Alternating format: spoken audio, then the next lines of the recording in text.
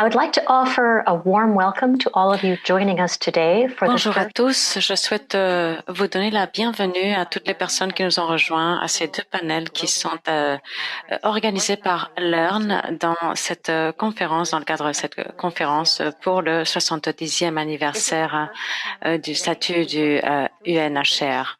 Pour la présentation d'aujourd'hui, nous aurons en fait trois panélistes. Chacun de ces panélistes va répondre à deux questions et ensuite tout cela sera suivi par l'intervenant suivant.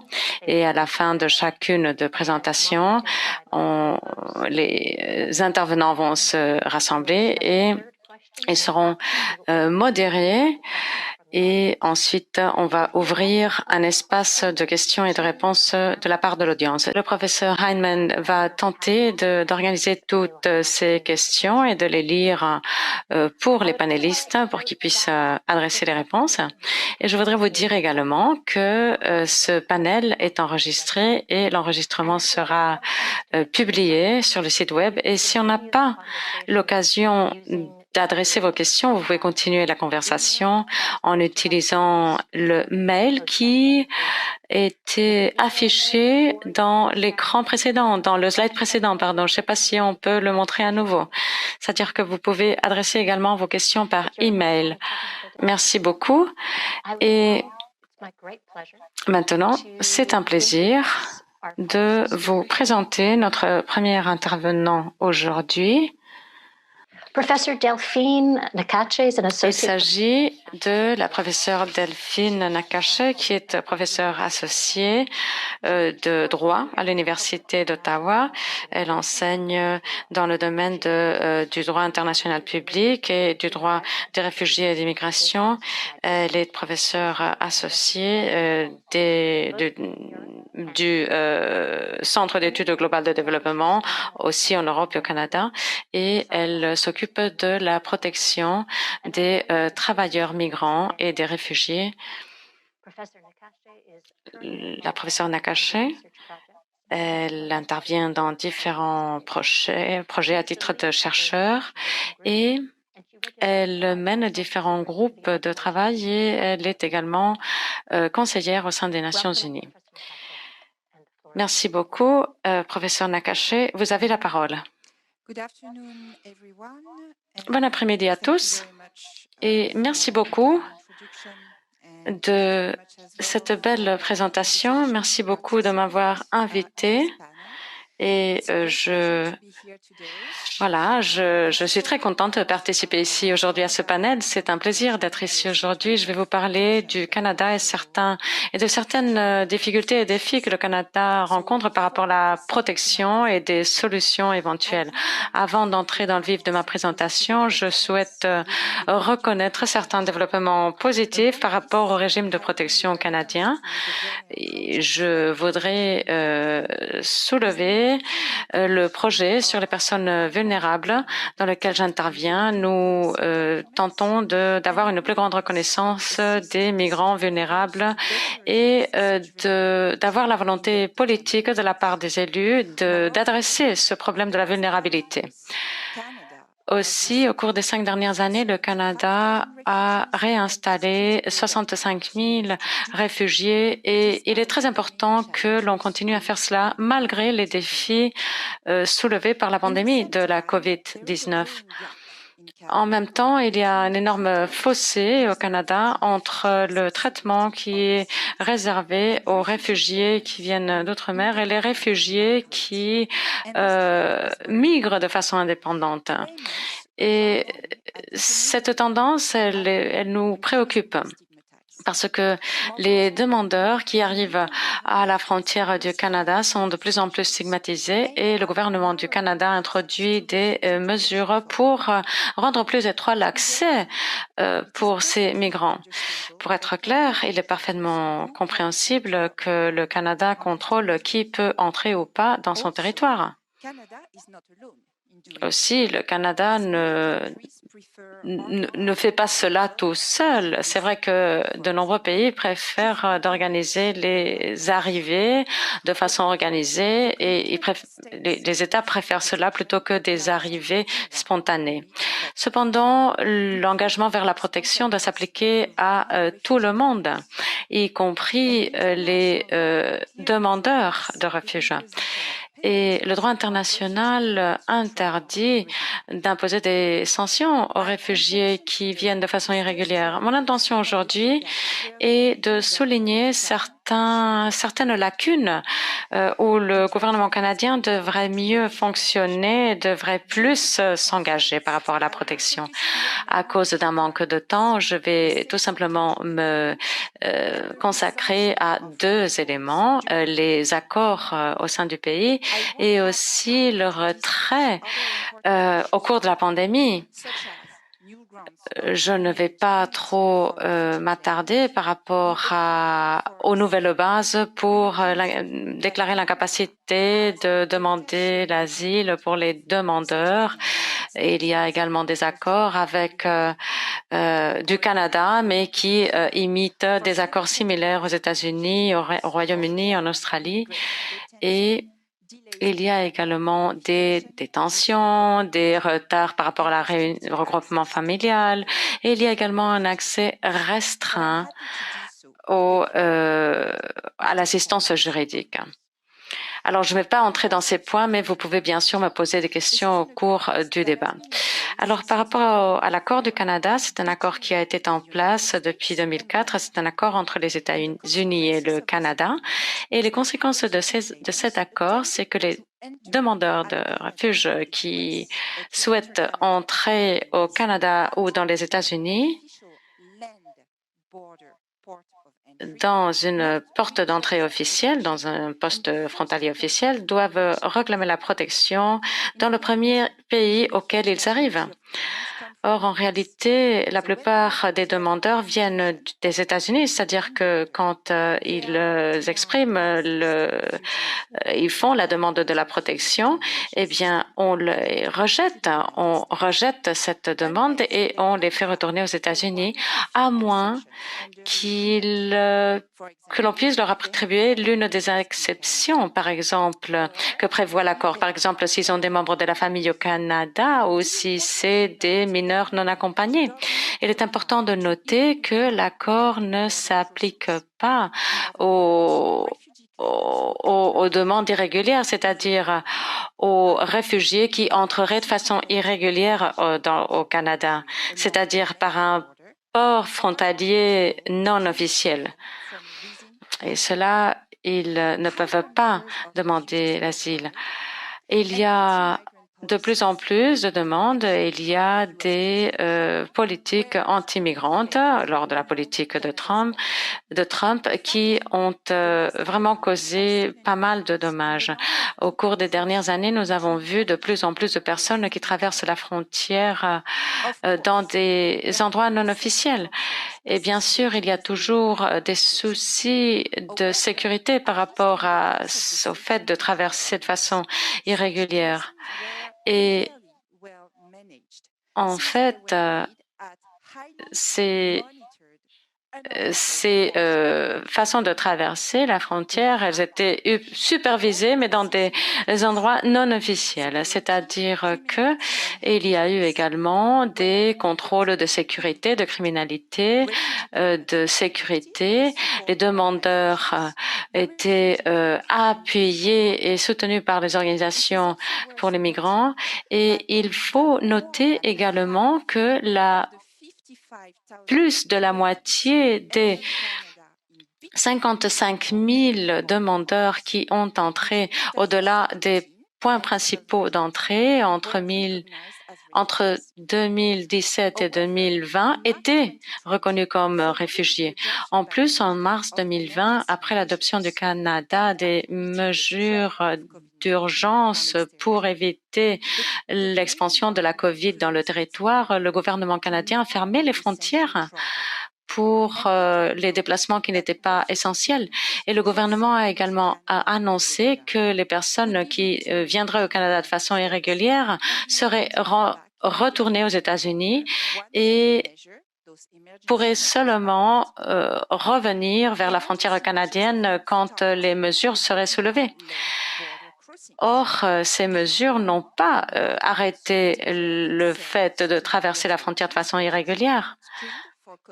Et en fait, ces réfugiés, ils ont été dépistés pour la COVID et ils ont été détenus dans des abris pour faire la quarantaine. Maintenant, il y a des interceptions de la part des autorités canadiennes et maintenant, ils croisent la frontière sans dépistage médical.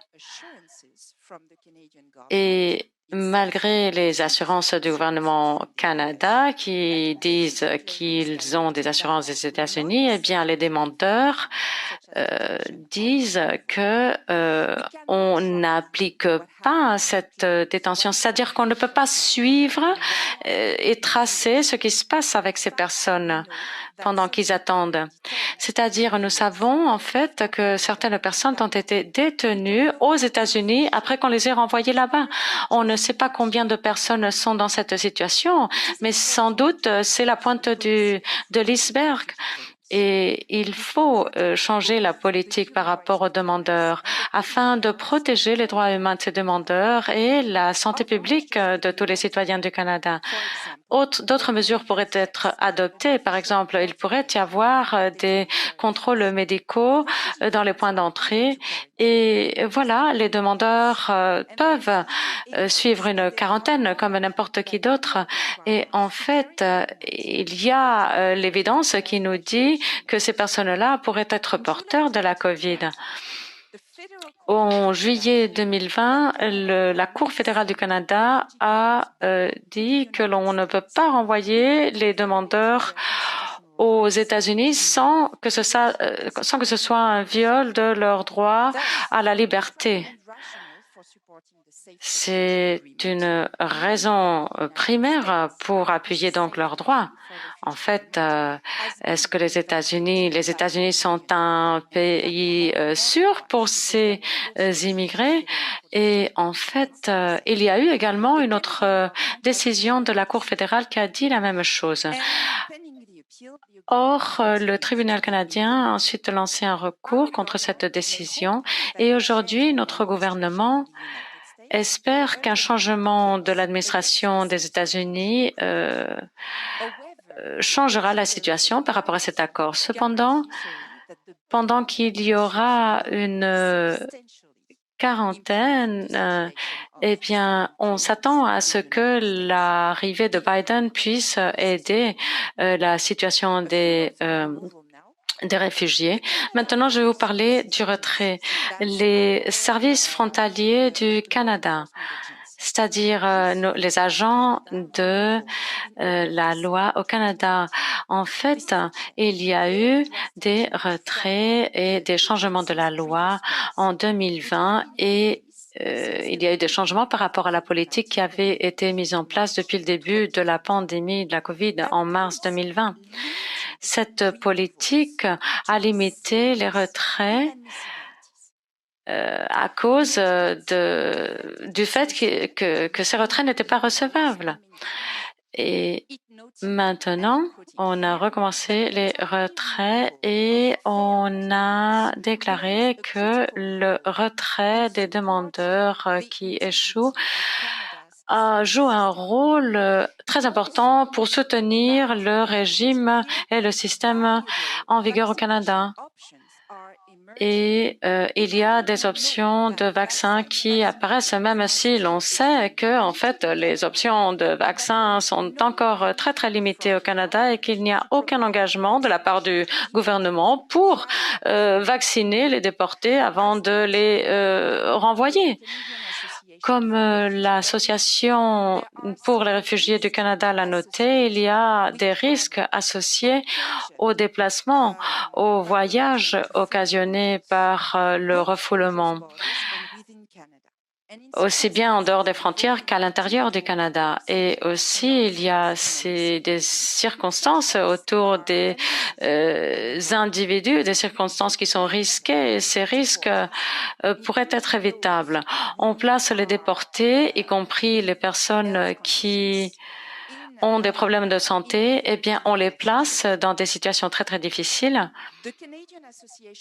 Et l'Association canadienne pour les avocats pour les réfugiés a également noté que la décision gouvernementale d'après laquelle ce n'est pas sûr de maintenir ces individus au Canada n'est pas consistante avec la décision qui dit que on ne peut pas laisser hors la loi les individus, même pas les demandeurs de refuge. C'est-à-dire que cette politique devrait être revirée et ceci jusqu'à un meilleur contrôle de la pandémie de la COVID et jusqu'à ce que les déplacements internationaux soient permis. C'est-à-dire que, pour conclure, comme Sean Riag l'a dit, Canada a construit un mur contre les demandeurs d'asile avec ces accords sur les migrants et surtout avec la pandémie de la COVID-19. L'imposition de ces mesures tellement dures pour les demandeurs de refuge et d'asile sape les valeurs que le Canada a manifestées et les obligations du Canada. Nous devons et nous pouvons mieux faire. Je vous remercie.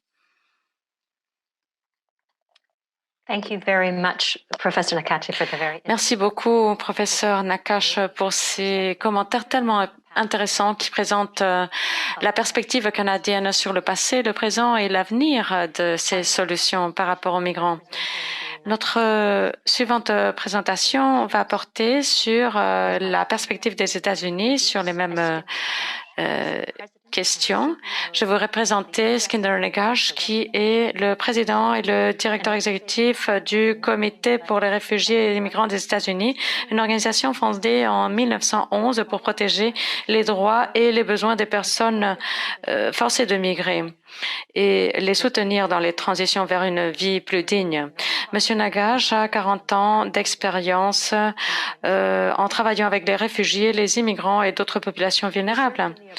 Il a servi lors de l'administration Obama depuis 2009 jusqu'en 2015 en tant que directeur de l'Office pour les réfugiés et la réinstallation de ces réfugiés, qui est en fait l'organisation fondée par le gouvernement par rapport à la réinstallation du réfugié la plus grande du monde.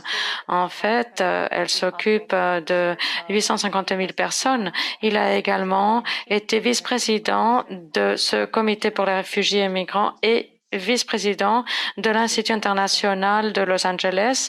Il a reçu le prix Outstanding American by Choice et il est également membre des agences volontaires du Comité pour la Californie, de la Coalition pour les droits humains des immigrants et il est également membre de Interaction, qui est la coalition la plus grande des organisations sans but lucratif aux États-Unis. Alors, c'est un plaisir de vous présenter Monsieur Nagash. Merci beaucoup et bon après-midi à tout le monde. Avant de partager ma présentation, je souhaite reconnaître ce service de 70 ans pour les réfugiés de la part du HCR. On dit dans le Coran que le fait de sauver un être humain veut dire sauver l'humanité et je souhaite reconnaître l'énorme service rendu par l'UNHCR afin de donner de la dignité à toutes ces personnes vulnérables. Et je voudrais également apprécier la présentation faite par le Canada parce que le Canada fait également un travail formidable. C'est-à-dire que c'est vraiment un très beau panel pour le débat parce que, en fait, voilà, ça m'intéresse beaucoup. Hier, je me suis réveillée, comme la plupart des Américains, avec une attitude. Vous voyez, au cours des 4 dernières années, tout a été très, très difficile. La situation a été très difficile pour les réfugiés, comme vous le savez bien. Nous avons une nouvelle administration qui va se centrer davantage sur les questions de la protection des réfugiés. Avec Biden, avec son premier jour de mandat, on nous a promis une politique pour les migrants et pour les réfugiés plus humaine. Comme vous le savez, depuis 1980, il y a la réinstallation de 3,4 millions de réfugiés et ce nombre n'inclut pas les demandeurs d'asile et d'autres victimes de la tragédie humaine. Moi, je ne veux pas trop m'attarder maintenant sur cela, sur ce que l'administration préalable a fait par rapport aux frontières. Je pense pas qu'on ait le temps de faire cela. Il y a tellement de choses qui ont été faites, tellement de questions concernant l'asile et tellement de points touchés par l'administration précédente. C'était tellement contre tout ce que ce pays avait lutté. En fait, nous avons réinstallé 96 000 réfugiés depuis les dernières années. En fait, au début des années 1980, nous avions réinstallé plus de 270 000 réfugiés juste en un an. Et en fait, maintenant, on a tellement endommagé la structure et puis le leadership du pays et tout ce qui a trait aux réfugiés. En fait, il y a eu tellement de dommages et nous devons maintenant avoir une politique plus humaine.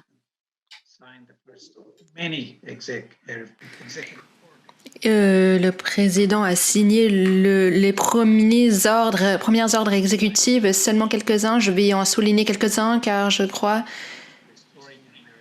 que ceci restaure les valeurs américaines, le leadership américain, surtout dans le cadre des immigrants. Une grande nouvelle qui a eu lieu hier, comme vous le savez, c'est que le président a décidé de faire passer de la législation au Congrès pour nous assurer que nos travailleurs puissent arriver dans la communauté régulièrement.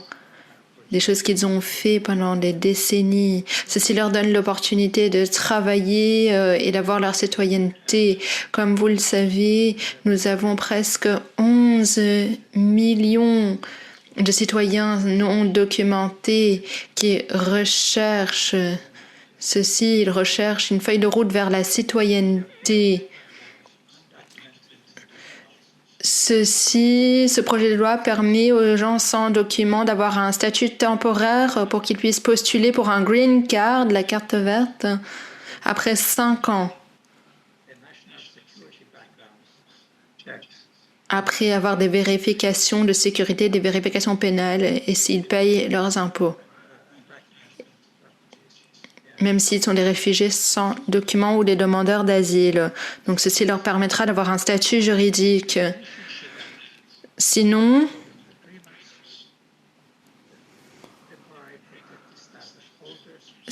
il y a des gens qui ont des teneurs de statut, des gens de différents pays, des agriculteurs migrants, où il y a des exigences qui leur permettent d'être éligibles pour des green cards dans les années à venir sous cette législation.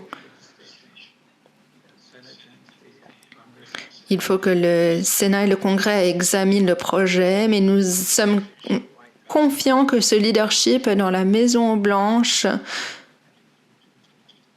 permettra d'implémenter ces choses.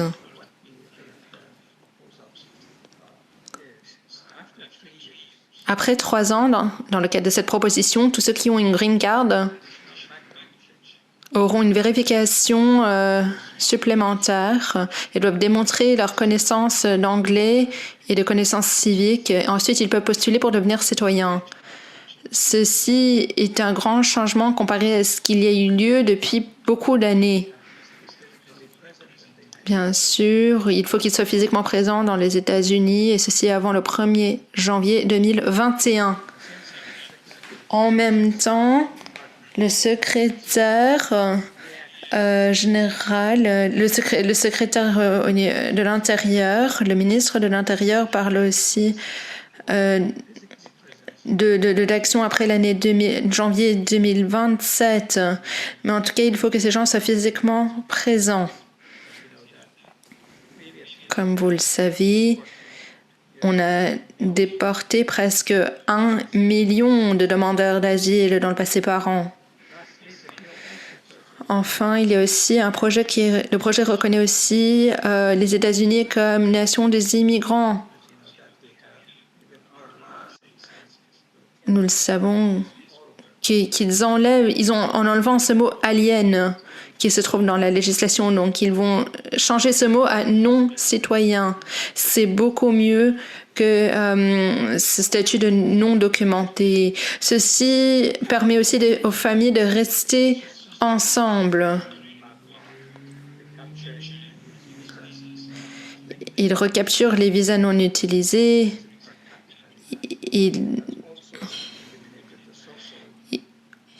On élimine aussi les barrières de 3 et de 10 ans qu'on a depuis 1996. Il a aussi reconnu le nombre de réfugiés et leurs familles qui s'attendent à être réunis. Dans le passé, ceci a pris longtemps à cause du quota limité de l'acceptation de réfugiés. Ceci accueille aussi la diversité. Qu'il n'y ait pas d'action qui discrimine à base de religion. Comme vous vous rappellerez, l'administration dans le passé a banni les musulmans de certains pays qui les a refusés d'entrer dans les États-Unis, y compris les demandeurs d'asile aussi. Depuis beaucoup d'années maintenant, nous avons ce qu'on appelle un visa de diversité, ce qui affecté de 50 à 50 000 par an. Il y avait un projet de loi présenté par le président au Congrès qui augmentera ce visa de diversité à 80 000 par an. Ce projet de loi fournit des fonds pour des départements pour s'assurer un effort coordonné avec des protocoles pour des soins normalisés pour les familles et les enfants. Comme vous le savez, nous passons de 50 000 à 60 000 avec les mineurs non accompagnés qui arrivent aux États-Unis et eux, sous la dernière administration, c'était le cas où on était à 68 000 pour les mineurs accompagnés, mais dès 2009 et en 2015, quand j'y étais, le département, dans le service, nous avons admis en fait près de 125 000 ou plus mineurs non accompagnés d'Honduras, El Salvador et le Guatemala.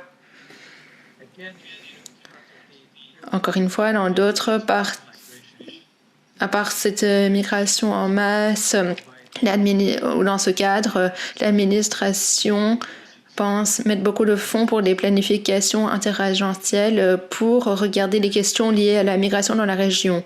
Ça, c'est pour le Salvador, le Honduras et le Guatemala. Probablement le Mexique aussi. Et nous accueillons cette nouvelle, car en parlant de celle, le Paraguay essaye de venir aux États-Unis. Ce matin, certains sont pu arriver au Guatemala. Et le prochain trajet sera au Mexique et nous ne savons pas exactement où ils iront après cela. Les États-Unis, donc, retournent au boulot pour s'assurer que ces immigrants, que ces demandeurs d'asile, que ces réfugiés, que ces personnes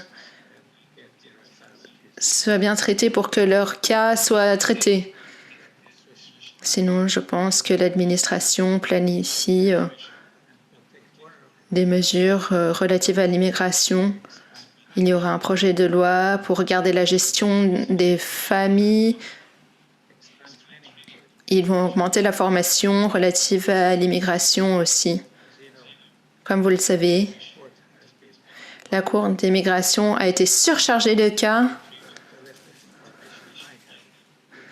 Étant donné les informations que j'ai, on a plus de 350 000 cas de demandeurs d'asile en cours.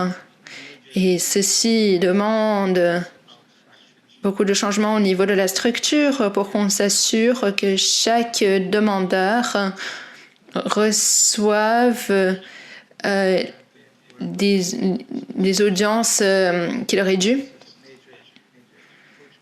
Donc ceci est une poussée très importante qui nous intéresse énormément. Sinon, le soutien des demandeurs d'asile et d'autres groupes vulnérables de la population se trouve dans le projet. Et là, il y a une date butoir d'1 an pour le traitement des demandes. Il y a des fonds pour cela. Ceci est encore une fois un grand changement comparé au système actuel. Donc, à l'avenir, ce sera un défi pour l'administration. Et il propose de restaurer l'infrastructure qui a été détruite ces 4 dernières années pour s'assurer que chaque demandeur reçoive ce qu'il aurait dû. Et ce qu'ils vont faire, c'est de restaurer des programmes pour l'Amérique centrale qui étaient établis pendant plusieurs années. Ceci permettra le bon traitement humain de ces personnes. À l'avenir, les défis seront pareils comme dans tout autre pays. Il y a des problèmes par rapport à la COVID et aussi des problèmes de sécurité, questions de sécurité nationale. Comme vous le savez, il y a le traitement des réfugiés vers les États des États-Unis et ceci comprend des vérifications de milieu. Et nous pensons que les réfugiés sont ceux qui subissent le plus de vérifications lorsqu'ils arrivent aux États-Unis. Et nous espérons que sous cette nouvelle structure, étant donné ce nouvel investissement dans le service des demandeurs d'asile, nous pensons que cette période d'attente pourra être réduite. Comme vous le savez, certains attendent dans les camps de réfugiés pendant plus de 17 ans. En moyenne. Et c'est pour cela que je suis si content. Je travaillais avec les réfugiés depuis tellement d'années et c'est un changement très compréhensif au niveau des réfugiés effectué par l'administration et je pense que ce que nous faisons ici et ce qu'ils font aura un impact international et améliorera le partenariat avec les Canada et d'autres pays qui accueillent des réfugiés. Nous avons repatrié plus de énormément de réfugiés depuis les années 80 et nous nous réjouissons de ces nouvelles. Nous pensons que ces décisions de la nouvelle administration de changer le statu quo après ces 4 dernières années fait partie d'une protection plus large. Sous ceci, je m'arrêterai et je suis là pour répondre à vos questions. Je vous remercie. Merci beaucoup, Monsieur Nagash. Je rappellerai au public que nous accueillons vos questions. Veuillez utiliser le bouton Q et A et nous répondrons à vos questions après que tous les panélistes aient pu présenter. J'aimerais vous remercier pour cette présentation de la part de la perspective des États-Unis. Nous passons maintenant à mon troisième orateur qui vient du Mexique. Mais avant de présenter notre prochain intervenant, je rappellerai à nos intervenants que nous utilisons un service de sous-titres et nous avons aussi un service de langue des signes américaine. Donc, veuillez parler doucement et veuillez bien parler lentement et clairement pour qu'on puisse bien saisir les voix pour les sous-titres et ceci facilite la tâche à nos interprètes de la langue des signes. C'est un plaisir pour moi de présenter notre troisième panéliste, Alejandra Macias Delgadillo. Elle a un master en droit de l'homme de l'Université américaine de Navarro à Mexico City. Elle a travaillé dans l'Université de San Luis Castovi au Mexique. Elle a étudié les genres pour la prévention des crimes et le traitement des criminels. Elle est aussi directrice de Asylum Access Mexico. Elle est l'expert en tête des droits des réfugiés et le droit relatif à la demande d'asile. Elle est fondatrice et directrice exécutive d'une organisation qui protège les réfugiés en Amérique latine. Elle a apparu devant l'ONU et les agences des droits humains en tant qu'experte. C'est un plaisir pour moi de la présenter. Merci, Michaela. Et merci d'avoir été ici avec nous aujourd'hui. C'est un plaisir pour moi d'être ici avec vous pour parler des questions de protection et des solutions. J'ai une présentation et j'aimerais la partager avec vous tous. J'aimerais parler du contexte actuel au Mexique et dans la région. Il y a des flux migratoires au Mexique qui ressortent de l'Amérique centrale. Ces flux ont augmenté ces dernières années et ceci continuera cette année en 2021. C'est à cause de la combinaison de questions sécuritaires dans les pays et la crise économique déclenchée à cause de la COVID-19. Ces derniers mois, il y a eu des ouragans en Amérique centrale et donc ce sont les raisons principales pour lesquelles les migrants et les réfugiés ont décidé de quitter leur région d'origine. Au Mexique, le nombre de demandeurs d'asile a augmenté dramatiquement depuis 2017. Il y a maintenant plus de 70 000 demandes, où il y en avait en 2019. Et là, nous pouvons voir qu'à la frontière avec les États-Unis, 68 000 demandeurs d'asile aux États-Unis ont été redéployés au Mexique sous les programmes de migration qu'on appelle le programme MPP. C'est un accord entre le gouvernement mexicain et le gouvernement des États-Unis où il renvoie ces demandeurs d'asile au Mexique. Et ces personnes deviennent victimes. Le crime, la plupart d'eux ont été victimes de séquestration, de viol et d'extorsion. Après, quels sont les grands problèmes de protection au Mexique? Globalement, il s'agit d'un manque de volonté politique. Ce manque de volonté politique, il faut savoir qu'il y a une politique de détection, de détention et de déportation. Ceci s'est exacerbé ces dernières années. Beaucoup d'immigrants ont été déportés sans accès à de l'information sur leurs droits au Mexique, et ceci sans information à propos de comment entamer le processus afin d'être reconnus en tant que réfugiés au Mexique. Aussi, les politiques d'immigration souffrent de la militarisation de la frontière du sud du Mexique et la rejection des migrants à la frontière et aux aéroports. Ils ne reçoivent pas la protection dont ils ont besoin et leurs vies peuvent être à risque s'ils sont retournés ou déportés vers leur pays d'origine.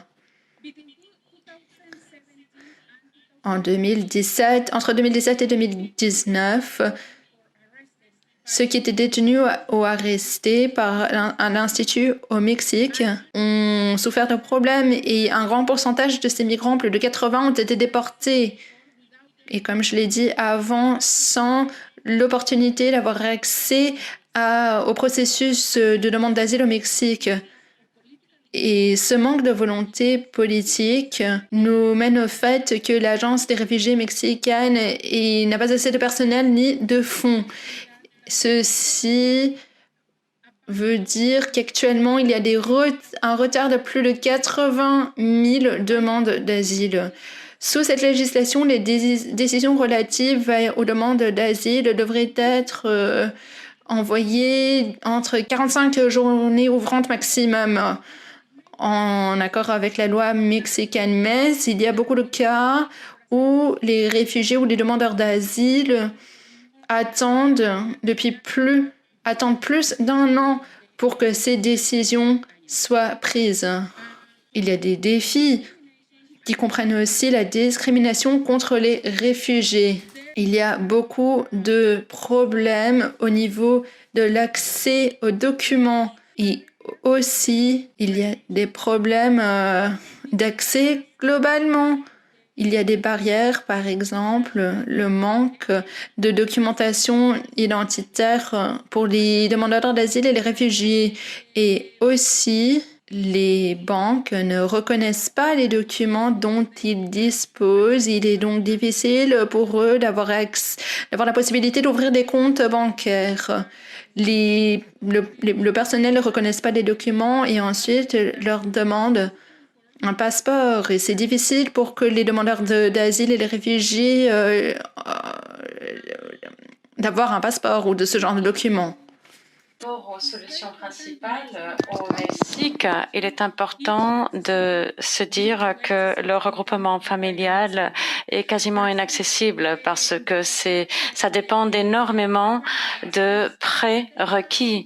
L'un de ces prérequis, c'est que les personnes qui font cette demande doivent démontrer qu'elles ont des ressources économiques afin de ramener la famille depuis le Mexique. Et c'est très compliqué pour ces migrants, par exemple, qui n'ont pas de travail, ou alors les enfants, ils restent non scolarisés, alors que la famille reste au Mexique. Nous savons que les enfants ne peuvent pas doivent poursuivre leur scolarité, mais ils ne peuvent pas le faire. Et c'est très, très difficile pour eux parce que ils ne remplissent pas toutes ces conditions. Et notre question qui se pose pour eux, c'est la naturalisation pour le Mexique afin d'accéder donc à la nationalité mexicaine. C'est un processus vraiment très lent et pénible pour les réfugiés. Et c'est inaccessible, en fait, pour ces réfugiés et pour ces personnes qui veulent cette protection complémentaire en plus du statut du réfugié. Maintenant, je voudrais vous parler des solutions que l'on pourrait, disons, considérer afin d'aborder les défis de la protection régionale et nationale. Moi, j'identifie en fait 4 solutions assez prometteuses pour ce qui est des défis que pose la protection. Je voudrais tout d'abord vous parler de la coopération régionale. En fait, nous avons besoin davantage de coopération régionale pour garantir les droits humains de ces réfugiés. Au niveau des discours politiques, le gouvernement du Mexique dit garantir les droits humains des réfugiés et des demandeurs, mais on a déjà identifié beaucoup de brèches de ces droits humains. Et dans la pratique, vraiment, on voit que les actions ne sont pas guidées par les engagements envers les droits humains. Ces traités donnent la possibilité de garantir les droits, c'est vrai, mais au cours des dernières années, nous avons vu comment le gouvernement mexicain, justement, ne suit pas ces traités et en fait, il est surtout influencé par cette pression exercée par le gouvernement américain. Je voudrais également signaler en deuxième lieu l'identification des réfugiés. Nous devons améliorer l'identification préliminaire des réfugiés au point d'entrée et l'accès à cette procédure de demande d'asile. En 2016, l'agence mexicaine a publié un protocole pour l'identification des besoins de protection pour les enfants qui ne sont pas accompagnés ou qui sont séparés de leur famille. Mais la mise en place de ce protocole doit être évaluée et supervisée. Un protocole pour identifier les personnes et la protection internationale. Un protocole comme celui-ci doit être élaboré. Et en 2018, le gouvernement mexicain a obtenu une recommandation par le Conseil des droits humains des Nations Unies. Et en fait, sous cette recommandation, on a recommandé au Mexique de préparer ce protocole qui sera très important, qui est très nécessaire. C'est très nécessaire d'avoir ce protocole pour identifier tous les demandeurs d'asile et de refuge. Et c'est très important parce que au cours des derniers mois, nous avons vu différentes personnes qui venaient de l'Amérique centrale dans des caravanes et ils ont été arrêtés sans être identifiés et sans être identifiés comme réfugiés en fait. De même, il est important d'avoir des alternatives à la détention. Les alternatives à la détention, c'est un programme en fait qui doit être formalisé et répandu. Ce programme a commencé en 2014 avec un projet pilote concernant les enfants non accompagnés. Ensuite, en 2017, ce programme a été mis en place pour les adultes, pour les demandeurs d'asile adultes. Et c'est un programme qui promet des solutions en fait parce que ça permet en fait aux demandeurs d'asile de continuer leur procédure de demande en dehors des centres de détention. C'est-à-dire que ça ouvre la possibilité à ces personnes-là d'accéder à un emploi ou aux enfants d'aller à l'école. Et cependant, à l'avenir, ces alternatives à la détention doivent se répandre davantage à tous les demandeurs d'asile parce que maintenant, dans la pratique, ce n'est pas applicable à tous les demandeurs. Aujourd'hui, nous avons encore des personnes dans les centres de détention qui n'accèdent pas à ces programmes d'alternatives. Et il est très important que ce programme soit formalisé au niveau législatif au Mexique. Nous avons maintenant ce programme, en fait, mais nous devons l'inclure dans la loi sur les réfugiés, dans la loi aussi sur la migration, dans la loi pour l'enfance, qui établit que les enfants ne peuvent pas rester dans les centres de détention parce qu'ils n'ont pas de documents migratoires, mais ce n'est pas la même chose, en fait, pour d'autres demandeurs d'asile, de refuge ou les adultes. En fait, les adultes, ils restent, ils demeurent dans les centres de détention et c'est un problème tel que l'a relevé l'Institut mexicain de la migration. Parce qu'on voit que l'accès à ce programme est encore limité et il est important que ce programme, appelé Alternative à la détention, soit inclus dans la loi sur les réfugiés, parce que cela aussi, en fait, correspond au fait que le Mexique a ratifié la loi sur les réfugiés. Je voudrais également parler du processus de demande d'asile mexicain. Ce processus doit être un tout petit peu plus ciblé parce que l'agence mexicaine ne consacre pas en ce moment un budget significatif pour aborder toutes les demandes qui sont faites. Le processus de demande d'asile doit être simplifié et, disons, doit être plus agile.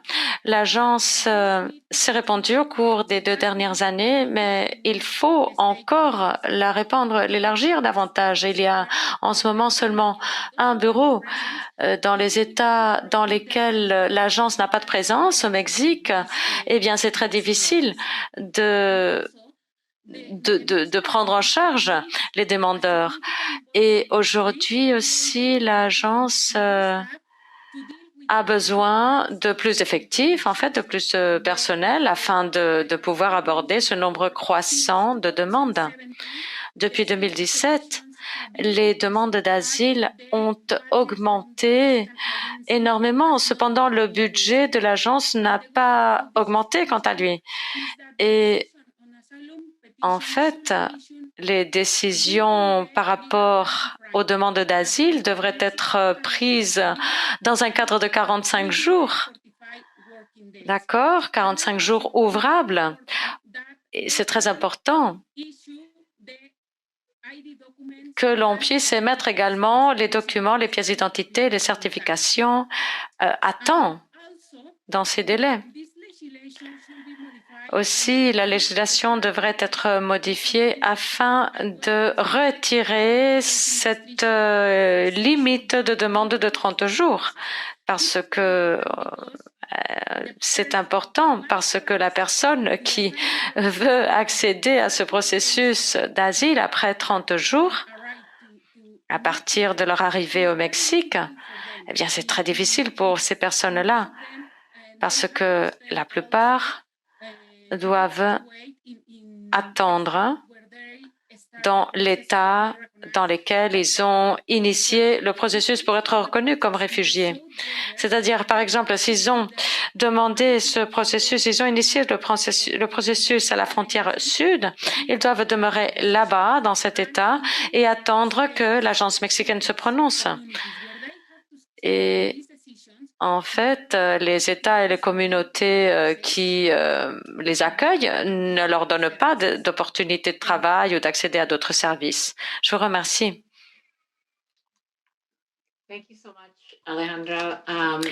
Merci beaucoup, Alejandra. C'était vraiment un témoignage, disons, très perturbateur, en fait. Et je remercie tous les panélistes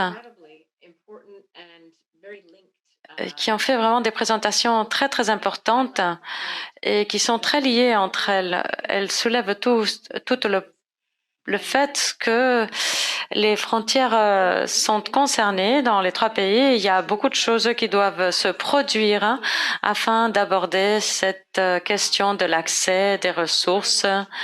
Et ce que je veux faire maintenant, nous avons un tout petit peu moins de temps pour les questions que prévu, mais je vais d'abord lancer une question pour chaque orateur et je vous demande d'être concis.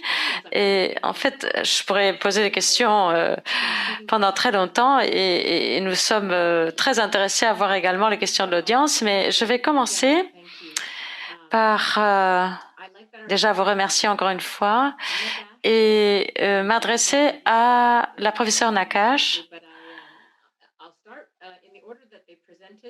Et voilà, je commence par l'ordre dans lequel elles ont présenté. Delphine, vous avez parlé de la suspension de l'accord sur le pays de soins et vous avez également parlé de la COVID à la frontière. Moi, je me demande si on pense au problème des soins et du fait de sécuriser l'accès.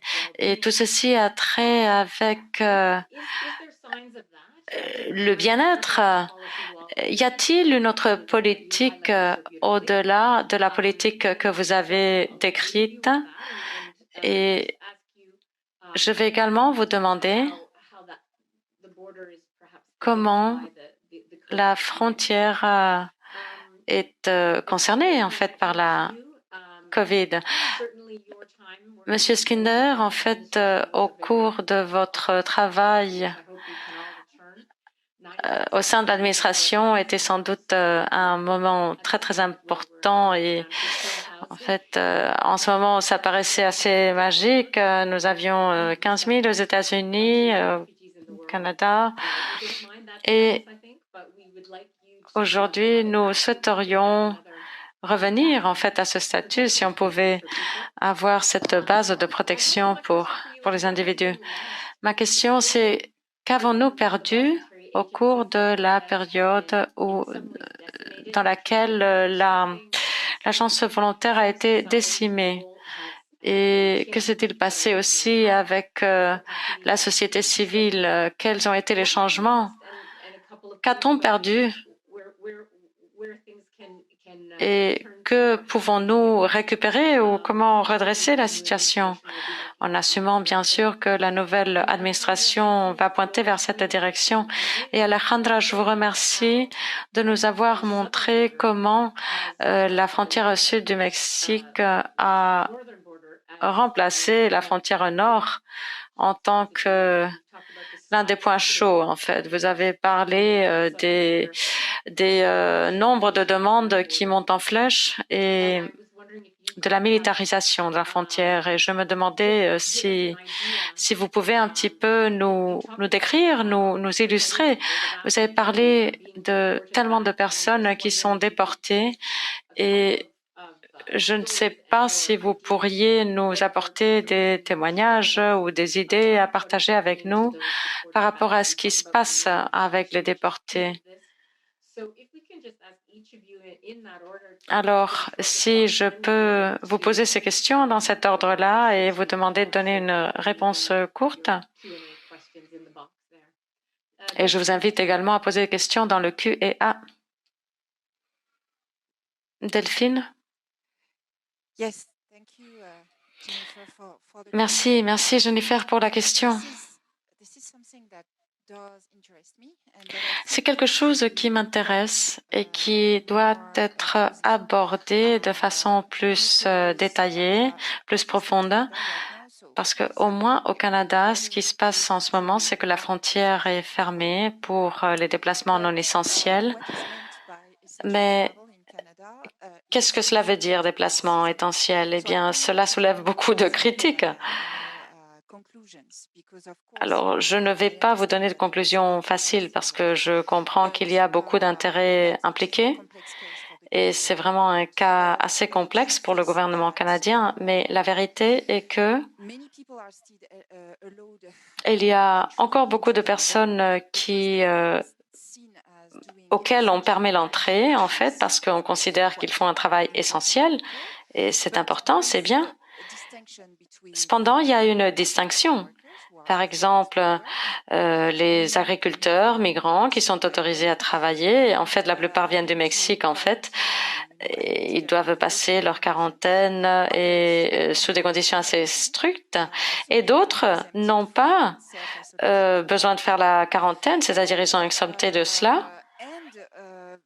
Et aussi, à l'heure actuelle, on entend qu'il y a un millier de personnes, c'est des personnes, des professionnels, des hommes d'affaires, des sportifs qui sont entrés au Canada entre les mois de mars et décembre 2020 avec une permission spéciale et ils n'ont pas dû passer la quarantaine parce que leur entrée, c'était soi-disant dans l'intérêt national du Canada. Et voilà, aujourd'hui, il n'y a pas une définition claire de ce qu'est que l'intérêt national du Canada.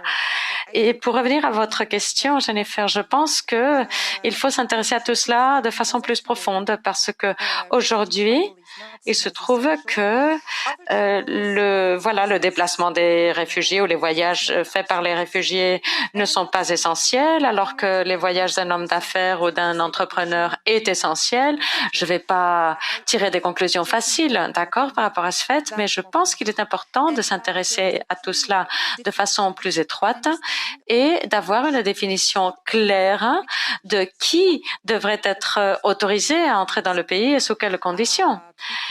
Parce que voilà, suivant tout cela, la COVID va sans doute se poursuivre et il faut appliquer la loi de façon égale à tout le monde. Et en ce moment, ce n'est pas le cas.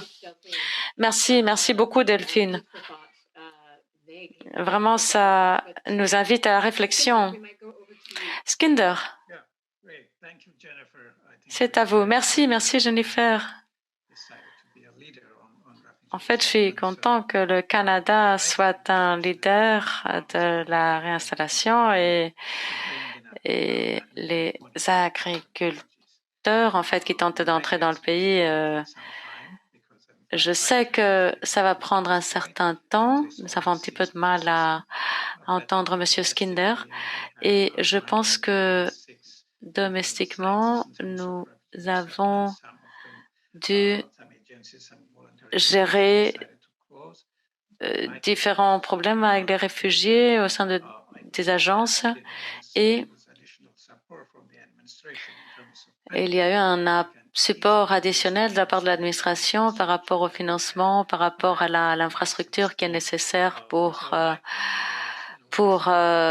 s'adresser à tout cela. Mon espoir, c'est que l'administration puisse aller vers la bonne voie et j'espère que notre pays sera en une meilleure position d'accepter des réfugiés. Mais je sais qu'il y a beaucoup d'infrastructures qu'il nous reste à construire par rapport au processus de travail, par rapport au centre de contrôle, par rapport au dépistage médical et cela va prendre un certain temps. Mais j'ai le sentiment qu'avec cette nouvelle administration, la réinstallation des réfugiés pourra aller de l'avant et comme Jennifer l'a dit, en 2021, nous aurons cette nouvelle administration et nous avons un programme qui a décidé de mettre un plafond, qui avait décidé de mettre un plafond au nombre de réfugiés, c'est-à-dire que nous devons faire un grand travail pour pouvoir accueillir et pouvoir modifier tout cela. J'ai confiance que tout cela va s'améliorer, mais j'invite les autres pays à nous joindre dans nos efforts. Et je crois que tout le monde aura ainsi l'opportunité de se réinstaller. Et je crois que l'administration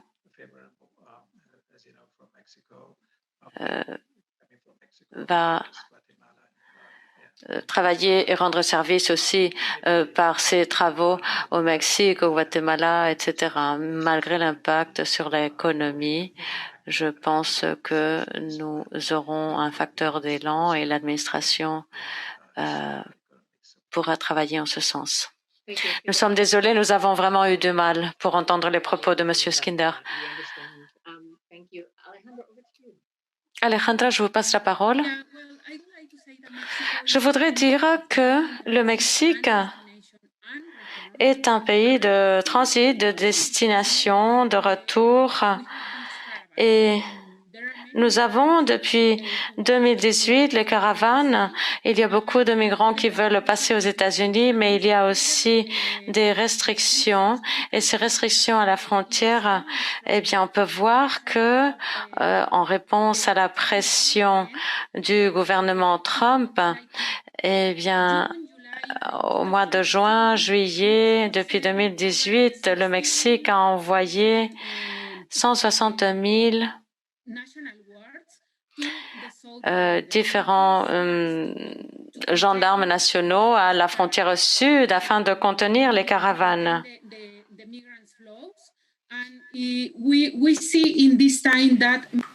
Et nous voyons actuellement que beaucoup des gens qui étaient dans les caravanes ont été arrêtés et qu'il c'était une déportation en masse. Et ces déportations, comme on l'a déjà dit, il s'agit qu'on leur donnait pas des informations sur le processus au Mexique pour voir s'ils souhaiteraient commencer le processus pour être connus en tant que réfugiés. Et aussi, nous pouvons voir les réactions aux aéroports. La plupart des gens qui vont au Mexique et qui veulent entamer le processus, c'est ceux qui, la plupart d'eux, viennent du Venezuela. Et eux aimeraient être au Mexique pour commencer le processus pour être reconnus au Mexique. Mais il y a beaucoup de cas où, lorsqu'ils arrivent à l'aéroport, ils souhaitent entamer le processus. Les agents de l'immigration disent qu'au Mexique, ce droit n'existe pas. Et donc, il est important de continuer la formation pour ces agents qui se trouvent à ces points pour améliorer l'accès pour ces personnes. Et aussi, il faut noter que le nombre de migrants détenus a doublé en 2 ans. Et alors, nous pouvons voir que, par exemple, en 2017, on a arrêté presque aux alentours de 93 000 personnes et en 2019, presque 200 000 personnes ont été arrêtées. Et ceci comprend des enfants sans famille, voyageant seuls. Et c'est très important de le noter, car le gouvernement mexicain doit pouvoir garantir leur protection, surtout dans ces cas pour ces enfants. Merci beaucoup, Alejandra. Je pense que vous avez très bien souligné, en tant que experte de géographie, la réalité politique qu'il y a à la frontière du Sud, ce point d'entrée pour toute la région de l'Amérique du Nord. Et Delphine parle de la situation du Canada et sa protection de la frontière. Et c'est vraiment beaucoup, c'est une fraction du nombre de la quantité de personnes dont vous parlez-vous. Donc merci d'avoir souligné ce point. Je souhaitais passer à notre session, à la section questions-réponses. Je poserai la question et à chaque fois, je demanderai à chacun des intervenants de dire ce que peut faire l'UNHCR pour répondre au contexte que vous trois et tous les autres participants qui se trouvent avec nous. Donc, je vais vous poser cette question juste pour qu'on puisse mettre en exergue la célébration, cette planification pour les stratégies à l'avenir. Et pensons à ce que l'UNHCR pourrait peut-être faire. Je vais résumer des questions qui ont été posées dans la section Q&A de Zoom. Delphine, on vous remercie de votre présentation très claire. Et on parle de l'accord de la frontière des États-Unis après le 11 septembre 2001. Et il y a une question sur le transfert des prisonniers du Guantanamo Bay qui arrivent au Québec sans beaucoup d'informations par rapport à leur situation et les besoins qu'ils auront après avoir été repatriés. Et si on avait fait attention, est-ce qu'on a fait attention à cela, d'après vous? C'est une question plutôt spécifique de la part d'Arivka Ogenfeld, mais on demande ce qui s'est passé suite à cet accord. Est-ce que vous pouvez nous donner des informations suite à cet accord, la CT1? Que pouvez-vous nous dire à cet écart? D'après ce que je sache, je pense qu'on n'a pas recherché la chose davantage et on devrait le faire, effectivement. Ce qu'on a recherché, c'était ce que Rivka a souligné, c'est-à-dire, d'ailleurs c'est intéressant, c'est que la SCTA, cet accord du pays tiers, était un outil de négociation. C'était quelque chose que les Canadiens voulaient depuis longtemps, ont voulu depuis longtemps. Et ça n'intéressait pas le gouvernement des États-Unis. Ensuite, suite aux attentats du 11 septembre, il y avait beaucoup de pression de la part du gouvernement des États-Unis de renforcer la frontière. Et aussi parce que à ce moment-là, on envisageait. Le Canada avait une certaine position et on comprenait que c'était quelque chose qui prévalait aux États-Unis. On pensait que la frontière canadienne était poreuse. Ils ont parlé beaucoup du besoin de renforcer la frontière. Une chose qui a été étudiée, tout en disant que ce n'était en fait pas le cas.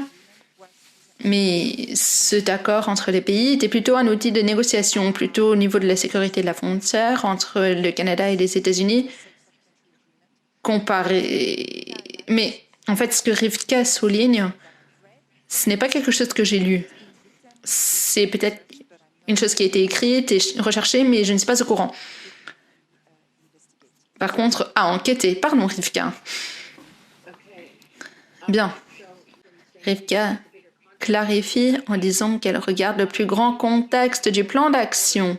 Je ne sais pas si les autres intervenants aimeraient rajouter quelque chose.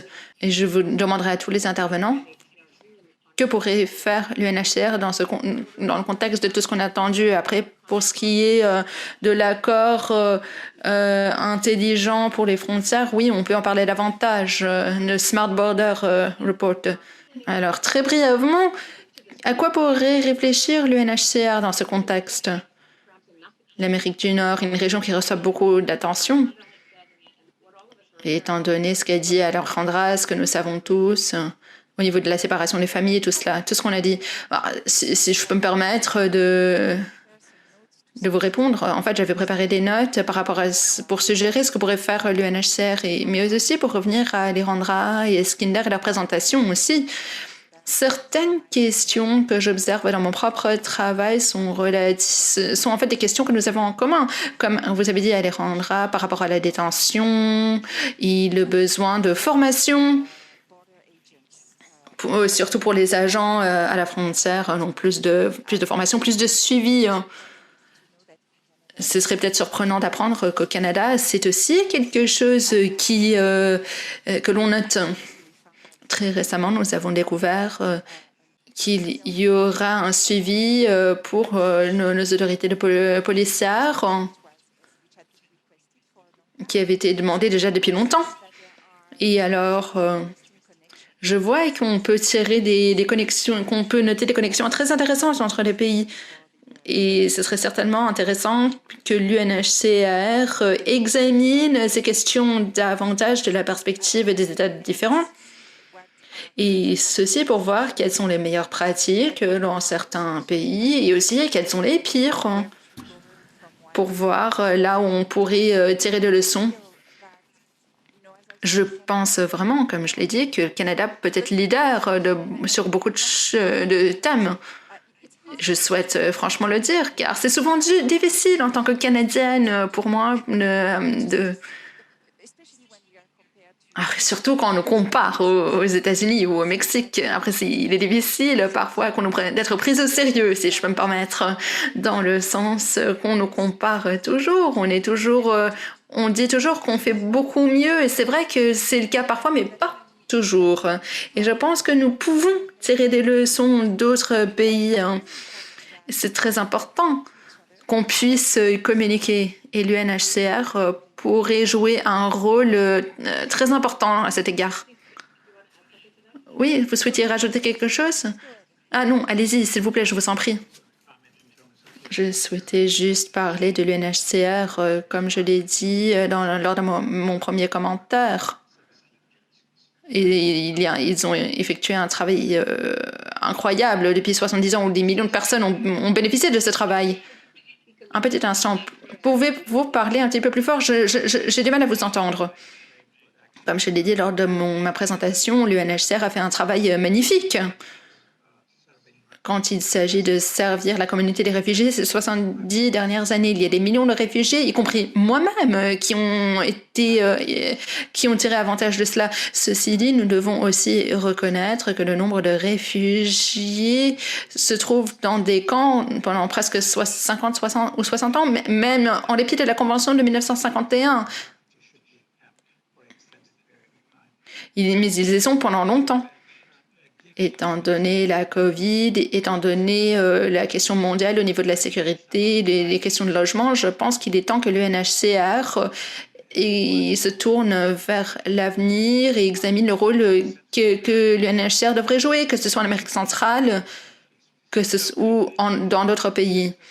Je pense qu'il est venu le moment de réexaminer tous les rôles que nous avons à jouer, car nous avons vraiment fait beaucoup au niveau de la COVID et des désastres, et le terrorisme et la sécurité nationale.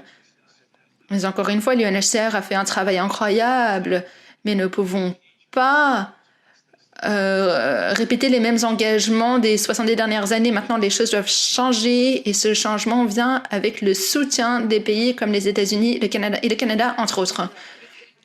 Alejandra, il nous reste très peu de temps, Delphine. Je reviens vers vous il nous reste une petite minute, mais je passe la parole à Alejandra. Oui, j'aimerais dire qu'au Mexique, l'UNHCR, depuis longtemps au Mexique, a joué un rôle, a soutenu les agences de réfugiés au Mexique en fournissant une expertise technique pour soutenir des projets importants. Et aussi, j'aimerais mentionner que l'UNHCR est une des agences qui a collaboré pour implémenter ce programme pour qu'il y ait des solutions alternatives. Mais je pense qu'il est très important que l'UNHCR ait une collaboration plus active avec les agences gouvernementales, et ceci pour garantir l'accès des réfugiés à leurs droits, par exemple l'éducation, entre autres.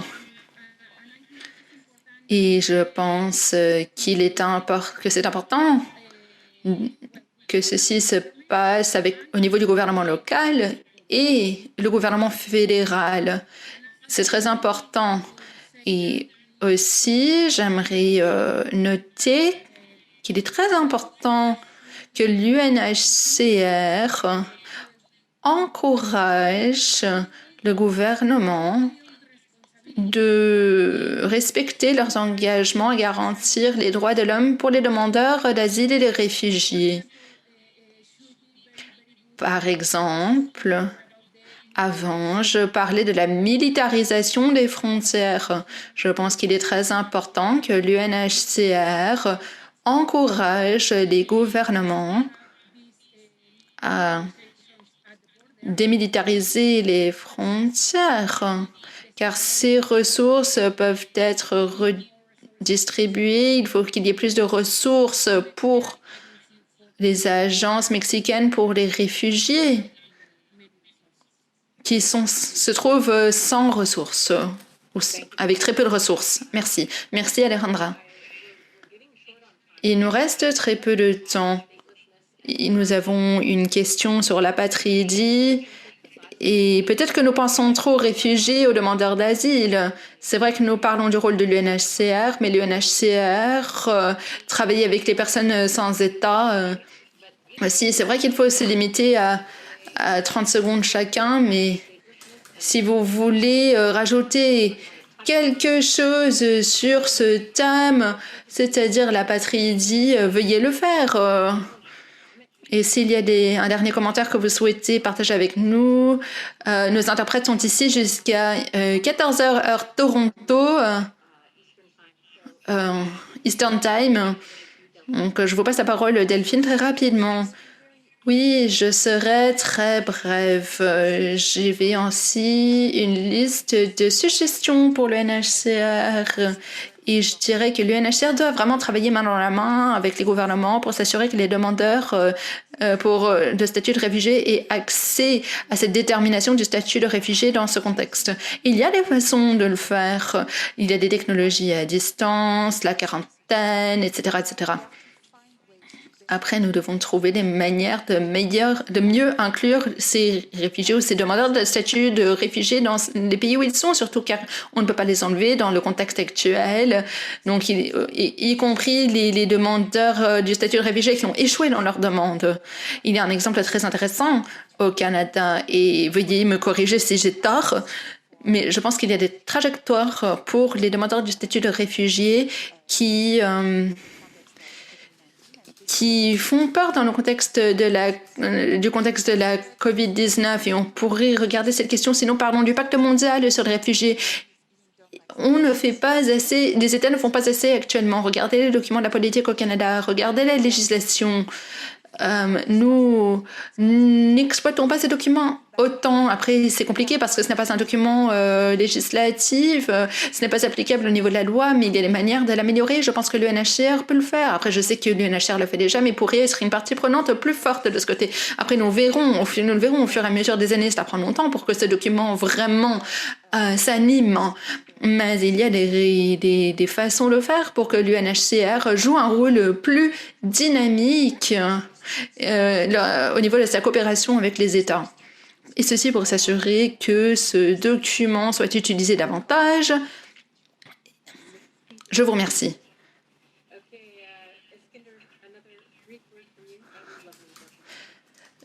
Merci Delphine Eskinder, je vous passe la parole. Oui, j'ai beaucoup parlé des nouvelles propositions de l'administration, mais je note aussi que sans plaidoyer, il ne se passera rien. Beaucoup de gouvernements disent qu'ils vont faire des choses sans le faire. Donc, mon conseil aux États-Unis, c'est que la chose la plus importante que nous pouvons faire dans les 3, 4, 5 prochaines années, ce sont 3 choses. Premièrement, nous devons avoir un travail de plaidoyer très organisé. Deuxièmement, plaidoyer. Et le troisièmement, plaidoyer. Sans ces 3 choses, même s'il y a des belles propositions de la part de l'administration, rien ne sera implémenté. Donc, j'encourage tous ceux qui pensent aux réfugiés, aux demandeurs d'asile, aux personnes à l'apatridie, ce serait d'encourager les gouvernements à agir au niveau des droits de l'homme. Je nous encourage d'agir à cet égard. Et Alejandra, je vous passe la parole pour les derniers commentaires de panélistes. Oui, merci. Comme je l'ai dit avant, l'UNHCR joue un rôle très important. Ils sont déjà dans une très bonne position pour jouer un rôle de leader afin d'aider les gouvernements de la région à garantir les droits de l'homme aux demandeurs d'asile et aux réfugiés.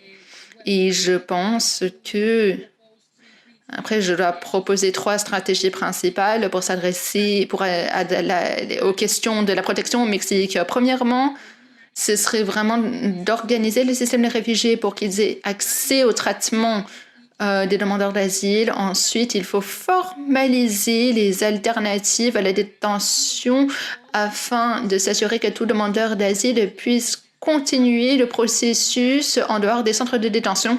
Et enfin, il faudrait que le processus réponde aux exigences pour que toute personne qui a besoin de protection internationale puisse le recevoir et puisse continuer avec leur processus au Mexique. Je vous remercie. Muchas gracias. Merci beaucoup, Alejandra. Nous avons du pain sur la planche, mais chacun d'entre vous a vraiment souligné le rôle essentiel de l'UNHCR. En temps de Covid, certains ont parlé du nationalisme des vaccins, les géopolitiques, mais plus que jamais, nous avons besoin d'un leader, d'une organisation telle que l'UNHCR, qui peut, et je résume, qui peut assurer le non-refoulement, mais le faisant, comme on dit les intervenants, à l'accès au statut de réfugié, la formation et le suivi au niveau de la déportation, de la détention avec les gouvernements pour s'assurer que les droits soient observés et que les gens restent protégés. Alejandro Dra a mentionné la coopération régionale et je pense que vous avez tous souligné ceci aujourd'hui. Je rajouterai la coordination au niveau régional. Je vais ensuite passer la parole à mon collègue pour terminer. Mais j'aimerais remercier James Minder, à Nadia et à toute l'équipe qui a animé cette session, qui a rendu possible cette session. Ça a été un effort bien coordonné. Et certainement, ce qui se passe au Mexique avec le Canada, ce qui se passe au Canada, aux États-Unis avec le Mexique. Nous sommes tous interdépendants. Nous sommes tous interconnectés de façon intime. Et nous devons travailler ensemble avec l'UNHCR afin d'améliorer la protection dans les journées et les mois à venir et les années à venir aussi. Ceci dit, je vous remercie d'avoir été ici avec nous. Je remercie nos panélistes pour leur perspective extraordinaire et ces belles interventions. Et ensuite, Michaela, je vous passe la parole. Oui, merci. Je souhaitais juste partager ce que vous venez de dire, de remercier nos panélistes, nos participants et aussi nos interprètes, qui vous remercient aussi, qui ont fait un travail magnifique aujourd'hui. Je vous remercie. Les interprètes vous remercient. Je souhaiterais vous rappeler que l'enregistrement d'aujourd'hui et de tous les panels même seront sur le site web, notre site web. L'adresse a été mise dans le chat et je vous rappellerai que le prochain panel qui examine La participation des États de l'Amérique du Nord dans le régime mondial des réfugiés commence à 2h30 cet après-midi. Merci à tous et à plus tard.